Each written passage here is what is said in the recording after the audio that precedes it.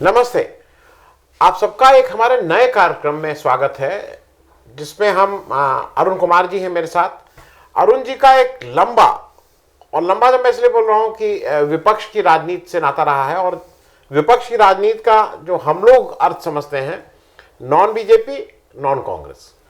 विपक्ष भी कई बार सरकार में रही है, ये उन पार्टियों में रहे हैं जो सरकार में रही है, लेकिन आम बोलचाल की भाषा में माना जाता है कि विपक्षी राजनीति इसलिए कि धरना प्रदर्शन, लोगों के काम के लिए कभी जेल जाना तो कभी कुछ करना, ये सब पार्ट ऑफ विपक्षी राजनीति है, जो धीरे धीरे ये जो सरकारी पार्टी खास करके कांग्रेस और बीजेपी में इस तरह का कल्चर नहीं है। वो एक रस्मी तौर पे जरूर करते थे बीजेपी वाले एक समय, जब कांग्रेस की सरकार अभी मनमोहन सिंह की थी, लेकिन वो केवल रस्मी था। आपने कभी कोई प्रदर्शन ऐसा नहीं देखा होगा कि सड़क पे कोई हो रहा है, जेल भरो आंदोलन हो रहा है, इस तरह की बातें नहीं थी। अरुण जी एक लंबे राजनीतिक जीवन के बाद राजनीति में तो सक्रिय हैं ही, लेकिन एक इन्होंने अपना, जैसे होता है कि एक लक्ष्य बनाया है जिसको ये फैक्टर बोलते हैं, और वो चुनाव सुधारों की बात करते हैं। तो आपसे जब हम आज ये बात कर रहे हैं, हम इनसे फैक्टर समझेंगे, चुनाव सुधार क्यों आवश्यक है वो समझेंगे, क्योंकि इनका ऐसा मानना है कि अगर मजबूत लोकतंत्र चाहिए, अगर ट्रांसपेरेंट लोकतंत्र चाहिए, अगर आम आदमी को उसके न्याय और उसका सम्मान चाहिए, तो जो चुनाव हैं वो साफ सुथरे होने चाहिए, ट्रांसपेरेंट होने चाहिए, और जहां तक हो सके इतने खर्चीले नहीं होने चाहिए। तो मैं सबसे पहली बात इसी से शुरू कर रहा हूं अरुण जी, कि स्वागत है आपका, और उम्मीद है कि इस प्रक्रिया को हम लोग हर हफ्ते लोगों को कुछ क्योंकि आपका एक तरह से जन जागरण भी है और लोगों को समझाने की बात भी है कि भाई ये उन्हीं के पक्ष में है कि अगर चुनाव सस्ते हो जाए। तो शुरू में आपको ये कैसे आइडिया है, और फैक्टर का बेसिक क्या कंसेप्ट है, ये जरा समझाइए। बहुत आपका धन्यवाद कि आपने इस हमारे बड़ी मुहिम पे, जो बहुत सारे लोग इस पे बहुत ज़्यादा चर्चा नहीं करना चाहते हैं, लेकिन आपने उसको महत्व समझा। देखिए, फैक्टर की शुरुआत हुई, मैं जनता दल यूनाइटेड का राष्ट्रीय महामंत्री था और शरद यादव मधेपुरा में चुनाव लड़ रहे थे, तो मैं उनके चुनाव के प्रचार के लिए 2014 में मैं गया था। तो मैं जब वहाँ पहुँचा तो मुझे 10 लोगों की एक टीम मिली थी वहाँ के कार्यकर्ताओं की, वो मुझे गांव-गांव में जहाँ जहाँ मुझे ले जा सकते थे वो ले जा रहे थे। पहला दिन तो बड़ा अच्छा रहा, लेकिन दूसरा दिन भी अच्छा रहा। तीसरे दिन एक वहाँ का पार्टी का जनरल सेक्रेटरी था, डीएलए पार्टी का, उसने कहा साहब मैं परसों नहीं आऊँगा और मेरी पत्नी बीमार है, तो उनको दवा डॉक्टर के पास ले जाना है। तो मैंने उनसे कहा कि तो डॉक्टर आपके घर के लोग ले जाएंगे, आप क्या करेंगे उसमें? अरे साहब पैसे का भी इंतजाम करना पड़ेगा। क्योंकि वो लड़का अच्छा था तो मुझे लगा कि मतलब अरे मैं पैसे दे रहा हूँ, तुम कल आना जरूर। उसी की ज़्यादा वहाँ पे जानते थे लोग, तो मैंने दे दिया उसको। तो पता चला कि हर दूसरे तीसरे दिन कोई न कोई कार्यकर्ता किसी न किसी बहाने मुझसे पैसे मांगने लगा। तो एक दिन मैं झुझला गया, मैंने कहा कि भाई आप लोग ऐसा मत समझो कि मैं कोई पैसे लेके आया हूँ यहाँ बांटने के लिए। ये सब पार्टी दफ्तर में जाओ, वहाँ जो भी हो सकता है, आप तो हमें जहाँ जहाँ मतलब ले चलें प्रचार के लिए, मैं वहाँ चलने के तैयार हूँ, तो मेरे पास पैसे नहीं है। तो जो जनरल सेक्रेटरी था उसने कहा कि साहब आप लोग दिल्ली में करते क्या हैं? पैसा कमाने के अलावा कोई कुछ करता है क्या दिल्ली में? और आपको थोड़ा सा पैसा मांगा जा रहा है तो आप बहुत परेशान होंगे। 10 साल से आप पार्टी जनरल सेक्रेटरी हैं। मैं उसकी बात सुन के इतना हतप्रभ हो गया कि हमको भी याद है कि हमारे पार्टी जनरल सेक्रेटरी मधुली में या और जो लोग भी आते थे गोरखपुर में, तो हम लोग भगवान के तौर पे जैसे कि स्वागत करना, क्या कर दें, उनको खिला दें, क्या पहना दें, कितना उनसे सुन लें, उनकी बात सुने कम से कम। और मैं भी पार्टी जनरल सेक्रेटरी हूँ, ये भी जिला पार्टी जनरल सेक्रेटरी, और ये मान के चल रहा है कि हम दिल्ली में पैसे देना तो अलग चीज़ है कि मैं दिल्ली में रहता हूँ खाली पैसा कमाने के लिए। दिल्ली में और कोई काम नहीं होता पैसा कमाने के अलावा। मैं वहाँ से दिल्ली आया और एक हफ्ता समझिए कि मैं एकदम, और फिर मुझे तमाम वो सब चीज़ें याद आने लगी कि जब मैं गोरखपुर से दिल्ली आया था तो हमारे 10-20 दोस्त ऐसे थे। गोरखपुर शहर के 2-4 बड़े वकील थे, बड़े बिजनेसमैन भी थे, जो मुझे हमेशा मदद करते थे पैसे से, और वो कहते थे कि अरुण जी आप बहुत बड़े नेता बनेंगे। आप जैसे हैं ऐसे ही रहिए, गड़बड़ मत करिएगा, और आपको जो भी पैसे की जरूरत हो हमसे ले लीजिएगा। मैं ये कहने वाले वहाँ के बड़े वकील, वहाँ के बड़े बिजनेसमैन और हमारे जितने साथ के दोस्त थे, सब मुझे खिलाते थे, पिलाते थे, कपड़ा भी देते थे, टिकट भी कटा देते थे। लेकिन जब से हम सरकार में आए, जनता दल की सरकार बनी थी, बीपी सिंह सरकार बनी, या उसके पहले, हाँ, बीपी सिंह सरकार जब बन गई, तो उसके बाद से सबके अंदर एक परिवर्तन सा आ गया। फिर मैं जब गोरखपुर जाता था तो हमारे जो दोस्त मित्र थे वो ये अपेक्षा करते थे कि मैं जब आऊँ दिल्ली से तो वो लोग बढ़िया शराब उनके लिए ले आऊँ, और दिल्ली गोरखपुर आऊँ तो मैं 10-20 हज़ार रुपया दे दूँ कि आज बड़ी दावत हो जाए। यद्यपि मुझे दावत देने का बड़ा शौक है, मतलब पार्टी के लोगों के लिए, दोस्तों के लिए, लेकिन उसका वो लोग जो है दूसरे ढंग से उसकी, जैसे मैं दिल्ली में रहता हूँ, खूब पैसे कमाता हूँ, तो ये पैसे कमा रहे हैं तो हम लोगों को मिला कुछ खर्च करें। और फिर मैंने ये भी सुना कि मेरा सगा भाई, उसने भी लोगों से कहा कि भैया बहुत बड़े नेता हो गए, तो हमने सुना है तमाम प्रधानमंत्रियों के साथ रहते हैं, लेकिन मुझे कभी 10-20 लाख रुपया उन्होंने नहीं दे दिया कि मैं कोई बड़ा बिजनेस काम धाम कर लूँ। फिर मुझे लगा कि जितने पार्टी के कार्यकर्ता हैं या हमारे साथी हैं, किसी की लड़की की शादी हो तो मुझे सीधे अपेक्षा करता था कि मैं उसको 50,000 रुपये दे दूं। जब मैं 1,000-2,000 देता था तो लोग बड़ा खुश होते थे, अरे भाई अरुण जी का बड़ा दिल है, उन्होंने 2,000 रुपये दे दिया। लेकिन बाद में जब हमारी एक सरकार बन गई तो लोगों ने समझा कि मैं 50,000 दे दूं। तो कुल मिला के मेरे दिमाग में ये आया कि हर आदमी मुझे पैसे का ही वो देख रहा है, नहीं, मुझे भ्रष्ट समझ रहा है जी। तभी तो मुझसे समझता है कि मैं पैसे कमा रहा हूं, और जबकि मैं अपने दिल से, अंतरात्मा से मैं कह सकता हूं कि मैंने अपने इस 50 साल के राजनीतिक जीवन में कभी किसी से 1 रुपया काम के बदले मैंने नहीं लिया होगा, न मांगा होगा।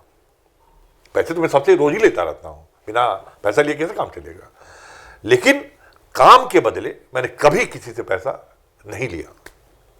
और मुझे ऐसा लगा कि चूंकि मैं कभी एमएलए नहीं रहा, कभी मैं एमपी नहीं रहा, कभी मंत्री नहीं रहा, कोई कमाने का हमारे पास अवसर नहीं था, फिर भी लोग समझते हैं कि मैं बड़े नेताओं के साथ रहता हूं तो मेरे पास पैसे होंगे।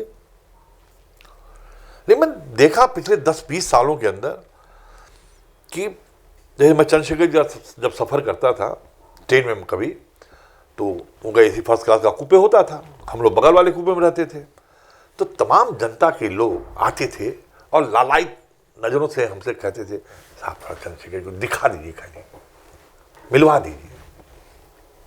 या हेगड़े साहब साथ जब हम कर्नाटक में जाते थे तो तमाम लोग लालायित नज़रों से मतलब हेगड़े को देखना चाहते थे।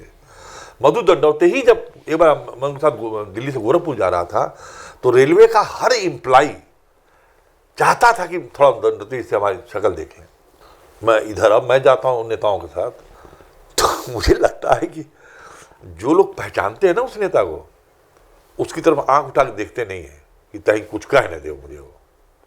जैसे एयरपोर्ट पे मान लिए अब तो वीआईपी कक्ष हो गया, जितने एमपी नेता हैं सब उस वीआईपी कक्ष में जाते हैं, जनता के बीच में जाता ही नहीं है। लेकिन मान ली कोई ऐसा मौका हो जाए, कोई एयरपोर्ट में न ऐसा हो, तो कोई आंख भी नहीं मिलेगा कि उठना पड़ेगा। मतलब इतनी भी अब नेताओं की इज्जत नहीं रह गई कि मतलब कोई उठ जाए खड़ा होकर। ये सब चीज मेरे दिमाग में आ रहा था कि मतलब अब, और देश का रिक्शा वाला से लेके यूनिवर्सिटी के प्रोफेसर तक के निगाह में जो राजनीति करता है, जो कुर्ता पजामा पहनता है, वो सब भ्रष्ट, चोर, बेईमान। मतलब एक भी अच्छे शब्द इस देश की जनता के दिमाग में नेताओं के लिए नहीं है। और मैं वो एक हफ्ता में ये सोचता रहा कि मतलब भाई इससे तो काम नहीं चलेगा कि नेता भ्रष्ट है, चोर है। देश तो वही चलाएगा, जितनी संसद में, विधानसभा में जितने भी कानून पास होंगे ये तो वही करेगा। अगर वो अच्छा काम करता भी है और जनता को विश्वास ही नहीं है तो आपको विश्वास ही नहीं होगा उसके बारे में, तो उसके काम करने का कोई मतलब आप गुड्स डिलीवर तो तभी कर सकते हैं कि जब आप जो काम करें उसको जनता उसको एक्सेप्ट करे या समझे कि हाँ अच्छा हो रहा है। तब मैंने देश भर के लोगों को, अपने जो हमारे बहुत निकटतम कुछ पत्रकार थे, कुछ उद्योगपति भी थे, कुछ अखबार के मालिक लोग भी थे, कुछ संपादक लोग भी थे, और हमारी पार्टी के जो कुछ अच्छे लड़के, इनको मैंने बुलाया। और मैंने आपसे कहा, ये सब बात मैंने उन लोगों से कहा कि आज देश की ये परिस्थिति है, और यही अगर परिस्थिति रही तो देश चलेगा कैसे। और ये कह देना कि नेता चोर है, इससे तो क्यों काम नहीं चलेगा ना, मतलब। और मैं समझता हूं कि नेता चोर होने के लिए आज की तारीख में बाध्य है। अगर वो चोर नहीं है तो राजनीति नहीं कर सकता। और उसका मुख्य कारण? और उसका मुख्य कारण ये चुनाव है। मैं चंद्रशेखर के साथ बहुत रहा हूं, और मैंने उनको रोज परेशान होते हुए देखा है कि पार्टी के खर्चों के लिए, चुनाव में लोगों को पैसा बांटने के लिए, या सोशलिस्ट पार्टी में जब थे, सुरेंद्र मोहन जी थे, जॉर्ज फर्नांडिस थे, दत्ते थे, मधुली में थे, इन लोगों को भी चुनाव के टाइम में परेशान होते हुए देखा हूं। तो केवल जब पहला भ्रष्टाचार कोई नेता करता है, जैसे मान लिया मुझे कोई कार्यक्रम करना है, जैसे मैं आपको एक उदाहरण दे रहा हूं। गोरखपुर में जनता दल यूनाइटेड का एक राष्ट्रीय सम्मेलन हुआ, प्रांतीय सम्मेलन हुआ, और उसमें जॉर्ज फर्नांडिस, शरद यादव, केसी त्यागी, सभी लोग लगभग आए गोरखपुर में। तो उसकी तैयारी के लिए एक मीटिंग हुई गोरखपुर में, जहां प्रदेश अध्यक्ष सुरेश रंजन भैया भी थे। मुझे भी लोगों ने बुलाया, और सब लोगों ने मिल करके ये मुझे कहने की कोशिश किया कि ये आपका शहर है, आप पार्टी के सबसे वरिष्ठ नेता हैं, तो ये कार्यक्रम कैसे होगा। तो मैंने कहा कि भाई आप लोग बताइए हमसे क्या चाहते हैं। तो लोगों ने बताया कि लगभग 5 लाख रुपया खर्चा होगा, आप आधा दे दीजिए, तो आधा हम सब लोग कर देंगे। तो जो मोटी मोटी चीज़ें थी जो दिल्ली से ही आनी थी, सामग्री लगभग 2.5 लाख की, मैंने कहा ठीक है मैं इतना कर दूंगा। मैं आ गया। दिनेश शाही हमारे वहाँ जिला के अध्यक्ष, उन्होंने जब कार्यक्रम खत्म हो गया तो मुझे ये कहा कि साहब जो 2.5 लाख रुपया इन लोगों को देना था, उनमें से मुश्किल से 30,000 रुपया आया, 2,20,000 रुपया बाकी है। तो मैंने कहा तो मैं क्या कर सकता हूँ भाई। कहा तो वो लोग चले गए सब लोग, मैं कहाँ से दूंगा। खैर मुझे लगा कि मतलब अब मुझे ही देना पड़ेगा, नहीं तो फिर पार्टी की बड़ी बदनामी होगी जिन लोगों का पैसा देना है। तब मैंने कहा अच्छा ठीक है साई जी। फिर मैं अपने उन पुराने दोस्तों को फ़ोन किया जो लोग मुझे बहुत मदद करते थे, और जो लोग मुझे अच्छा नेता बनाने के लिए पैसे देने की वादा किए थे। मैं गया, एक विष्णु अजीत सरिया हैं, बहुत बड़े उद्योगपति हैं आज की तारीख में, पहले उतने बड़े नहीं थे लेकिन आज बहुत बड़े उद्योग। उनके पास मैं गया फ़ोन करके, तो बड़े खुश हुए कि आओ भाई। अब उनको भी लगा कि मैं तो अब प्रधानमंत्रियों के साथ रहता हूँ। जब मैं गया तो उन्होंने कहा कि क्या खाइएगा पीजिएगा। हमने कहा खाएंगे पिएंगे बाद में, पहले हम इस समस्या के लिए का निदान क्या है आपके पास वो बताइए। तो मेरी तरफ देखिए कहे कि यार तुम किस दुनिया में जी रहे हो। अब हमसे कोई चंदा लेने पिछले 10 साल में कोई चंदा मांगने ही नहीं आया है। शायद तुम अंतिम व्यक्ति थे जो मांगने थे, उसके बाद से कोई चंदा मांगने आया ही नहीं मेरे पास। अब तो चंदा नेता लोग देते हैं किसी भी काम के लिए। अब तो 15 अगस्त 26 जनवरी का जो अखबारों का रिपब्लिक डे का परिशिष्ट छपता है, उसमें किसी व्यापारी का, उद्योगपति का और किसी संस्था का विज्ञापन कम, नेताओं का विज्ञापन ज्यादा छपता है। और ऐसे नेताओं का पूर्व प्रत्याशी, भावी प्रत्याशी, मतलब सोचिए पूर्व प्रत्याशी, भावी प्रत्याशी, ये नहीं प्रत्याशी अभी हैं, प्रधानपति उनके वो।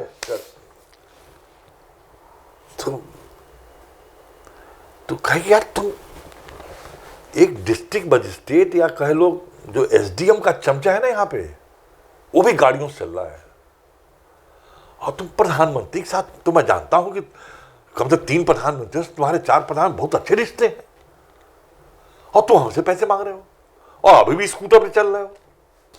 तो हमने कहा कि भाई जैसे कोई दो रहा है कि मैं उनके साथ हूं, मुझे अच्छी तरह जानते हैं, मुझे हरदम उनके साथ जाता रहता हूं, घूमता रहता हूं, नहीं इससे पैसे का क्या लेना देना भाई।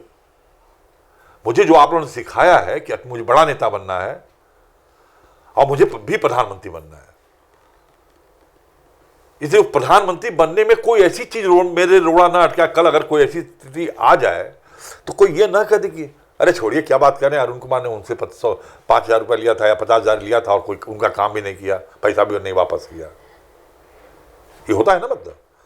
तो मैं वो दिन नहीं देखना चाहता हूं कि अगर मेरी कभी नौबत आ जाए तो कहने देखिए, फिर मैंने उन्होंने फिर 2-3 लोगों को फोन किया, अरे अरुण जी आए भाई, इनको कुछ पैसा चाहिए, तो 2-4 लोगों से मिल करके हमने वो पैसा इंतजाम किया और हो दिया। मैं अरुण जी थोड़ा इसलिए यहाँ रोक रहा हूँ क्योंकि एक जैसे हम लोग इसको एक सीरीज में करेंगे, हाँ, और हर हफ्ते करेंगे, हाँ, तो और इसी फॉर्मेट में करेंगे जिससे थोड़ा ये रोचक बना रहा है लोगों को।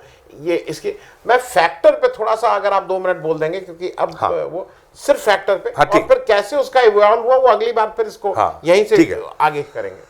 तो जब हमने वो मीटिंग बुलाई थी तो उसमें ये बात आई कि साहब, कई लोगों ने जो ये बात कहा कि सब नेताओं के भ्रष्ट होने का पहला चरण जो होता है वो चुनाव या पार्टी चलाने के लिए होता है, और वो लोग समझौता करते हैं कि तुरंत पार्टी में काम है या चुनाव में पैसा देना है, कोई आगे दे रहा है और कुछ काम करने कह रहा है, ठीक हम कर देंगे भाई, इतना ही मतलब, और उनसे पैसा लेना शुरू करता है।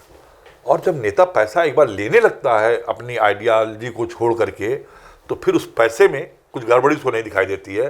फिर अब वो पैसा उसकी बेटी के लिए, उसके बेटे के लिए, उसकी बीवी के अय्याशी का के लिए लिया जा रहा है उसके घर के या लिए, उसके पार्टी के लिए लिया जा रहा है, ये उसमें फर्क देखना वो बंद कर देता है। तो जब तक चुनाव में पैसा जो खर्च हो रहा है इसको खत्म न किया जाए, एकदम कम न किया जाए, तब तक इस देश में ये भ्रष्टाचार बढ़ता रहेगा, नेताओं की स्थिति यही रहेगी।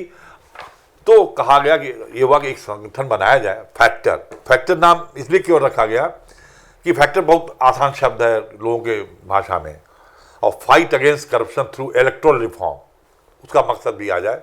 तो फैक्टर का हमने यहाँ उसी दिन हमने ये, और ये नाम मुझे मेरे ख्याल से गोरखपुर के डॉक्टर चित्तरंजन मिश्र हैं, उन्होंने एडवाइस किया कि ये नाम रखा जाए तो अच्छा रहेगा। जी, ये एक तो ये अच्छा रहा। मैं आज का हम लोग यही, क्योंकि फैक्टर की बहुत सी लेयर्स हैं और वो समझना आपको आवश्यक है, और ये सारा कुछ इसलिए हो रहा है कि हमारा आपका जो, जब हम लोग को लगता है ना सारे नेता चोर, तो सारे नेता चोर बनाने में हमारा और आपका भी उतना ही हाथ रहता है। मैं एक अपने व्यक्तिगत तो करके फिर इसको खत्म करूंगा। एक पार्टी के लिए मैं भी था, मैंने भी बहुत चंदा जुटाता था, मालूम नहीं किसके किसके यहाँ बाहर घर पे बैठे रहना होता था, दिन 2-2 4-4 दिन बैठे रहते थे। बड़े बड़े उद्योगपति जिनके लिए 10-20 लाख 50-2-4 करोड़ देना नहीं था, वो लास्ट में हमारे नेता फोन करते थे, 1,50,000 रुपए दे के आपको, कभी कभी लगता था भीख की तरह। हाँ। लेकिन कभी मन में ये नहीं आया, क्योंकि लगता था पार्टी के लिए ले जाना है। लेकिन मैं इस बात से कंक्लूड इसलिए कर रहा हूं कि जिस दिन वहीं पे कहीं ऐसा लगा कि नहीं, ये पैसा अब जो करोड़ों में आ रहा है और उसकी पोजीशन की वजह से आ रहा है, और ये पैसा पार्टी की जगह ना जाके किसी व्यक्ति विशेष के पास उसके अपने खर्चे के लिए जा रहा है, उस दिन मैं तो भाई, ये बहुत मुश्किल काम है जो ये काम कर रहे हैं, जो सफ़ेद कुर्ता पजामा पहनना और उसके बाद उसको साफ रखना भी एक बहुत मुश्किल काम है। मैं तो उससे तौबा कर ली, ये अभी भी है, और इसीलिए ये हर हफ्ते इस बात को हम लोग चर्चा को आगे बढ़ाएंगे, कोशिश करेंगे कि इसमें इनके साथ बहुत से लोग और भी जुड़े हैं, उनको कभी ये कहीं लाएंगे, वो करेंगे। लेकिन आपको सिलसिलेवार ये समझने की ज़रूरत है, क्योंकि एक शब्द में ये कह देना कि सब नेता चोर हैं, ये मुझे लगता है कि अपने ऊपर ही हम लोग एक बिल्कुल टिप्पणी कर रहे हैं, क्योंकि अगर सब नेता चोर हैं तो हम सब चोर हैं। नहीं, हमने तो ये भी सोच लिया, पहले मुझे बहुत गुस्सा आता था किसी भी नेता पर, अब मुझे गुस्सा नहीं आता है। ठीक है, अब मुझे गुस्सा नहीं आता है, मैं समझता हूँ कि क्या करे, हर आदमी चोर हो जाएगा जो जिस तरह से पैसा खर्च हो रहा है, सार्वजनिक जीवन जीना है तो। ठीक बात। बहुत बहुत धन्यवाद आपका ज्वाइन करने के लिए। अगले हफ्ते इसी समय इसी उसमें फिर से मुलाकात होगी। Thank you so much.